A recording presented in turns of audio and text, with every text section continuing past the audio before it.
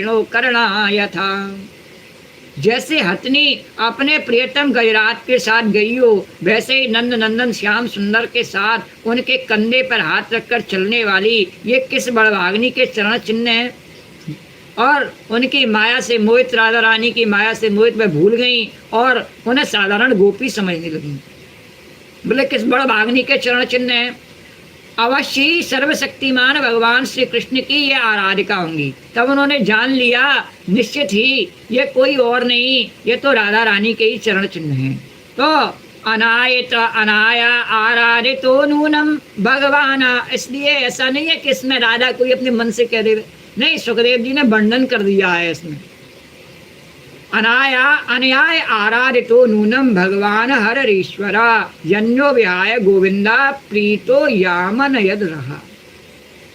और अगर इसका संधि किया जाए और संधि विच्छेद कर दिया जाए तो अनया आराधितो नूनम, और इसको इस प्रकार से भी कर तो राग तो बिल्कुल स्पष्ट लिखा है उन्होंने। तो अवश्य ही सर्वशक्तिमान भगवान श्री कृष्ण की आराधिका होंगी या वह स्वयं स्वामिनी जी हैं, और इसलिए इस पर प्रसन्न होकर के हमारे प्राण प्यारे श्याम सुंदर ने हमें छोड़ दिया और इसे एकांत में ले गई। अनयाराधितो नूनम भगवान हरीश्वरा यन्नो विहाय गोविंदा प्रीतो यामन यद्रहा। और धन्या अहो अमीयाल्यो गोविंदाग्रजाब्जरेणवा। और यान ब्रह्मेशो रमा देवी धनुर्मूर्धन झनुत्तये। धन्या अहो अमीयाल्यो गोविंदाग्रजब्जरेणवा। और यान ब्रह्मेशो रमा देवी धनुर्मूर्धन धनुत्तये। और प्यारी सखियों, भगवान श्री कृष्ण अपने चरण कमल से जिस रज का स्पर्श कर देते हैं वह धन्य हो जाती है। मिट्टी भी, जिस मिट्टी में भगवान के चरण चिन्ह गड़ जाते हैं, नहीं, वह मिट्टी धन्य हो जाती है। अहो उसके अहो भाग्य हैं। ये ब्रज की रज की महिमा बतलाई, क्योंकि ब्रह्मा शंकर और लक्ष्मी आदि भी अपने अशुभ नष्ट करने के लिए भगवान की उस रज को अपने सिर पर धारण करते हैं। अरे ये तस्या मुनि नक्षोभम कुर्वन्त्युच्चै पदानि यत् यैकापहत्य गोपीनां रहो भुङ्क्ते च्युताधरम्। ये यैकापहत्य गोपीनां रहो भुङ्क्ते च्युताधरम्।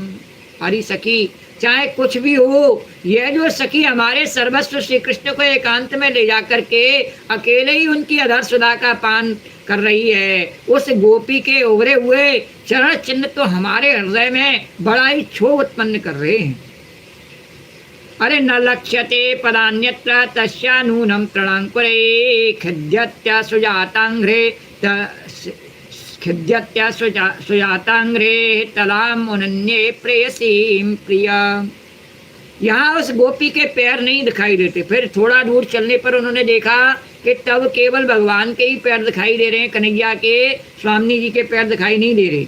तो उन्होंने कहा यहाँ उस गोपी के पैर दिखाई नहीं देते, मालूम होता है यहाँ प्यारे श्याम सुंदर ने देखा होगा कि मेरी प्रेयसी के सुकुमार चरण कमलों में घास की नोक गड़ती होगी, इसलिए उन्होंने उसे अपने कंधे पर चढ़ा लिया होगा। वह युगल स्वरूप की लीला का बिल्कुल स्पष्ट दर्शन करती हुई चल रही हैं गोपियाँ। श्री कृष्ण गोविंद हरे मुरारी हे नाथ नारायण वासुदेवाय। अरे मान्यादिकम अग्नानि और पदानि बहतो बधूम गोप्य पश्यत कृष्णस्य भाराक्रांतस्य कामिना। और सखियों, यहाँ देखो प्यारे श्री कृष्ण के चरण चिन्ह अधिक गहरे बालू में धसे हुए हैं, ज़्यादा धसे हुए हैं। इससे मालूम पड़ता है कि यहाँ वे किसी भारी वस्तु को उठा करके चले हैं, और जिस गोपी को वो लेके चले हैं नहीं, उसके बोझ से ही उनके पैर जमीन में धस गए हैं, उसको उन्होंने कंधे पर चढ़ा लिया है। और हो न हो उस कामी ने भगवान को कहा, उस कामी ने अपनी प्रियतमा को अवश्य कंधे पर चढ़ाया होगा। जब गोपियाँ ऐसा कह रही तो कामदेव बड़ा प्रसन्न हो रहा। बोले देखो भगवान हमसे कह रहे कि तू मेरे को कोई प्रभाव नहीं डाल सकता, अब मेरा प्रभाव तो देखो कि ऐसा हो गया कि भगवान कोई काम ही कह रही हैं गोपियाँ। श्री कृष्ण गोविंद हरे मुरारी। भगवान सबको संतुष्ट करते हैं। कामदेव को भी जब लीला देख रहा है तो भगवान उसे भी संतुष्ट कर रहे हैं, कहीं इसका मन उखड़ नहीं जाए बेचारे का, इसलिए देखता रहे। श्री कृष्ण गो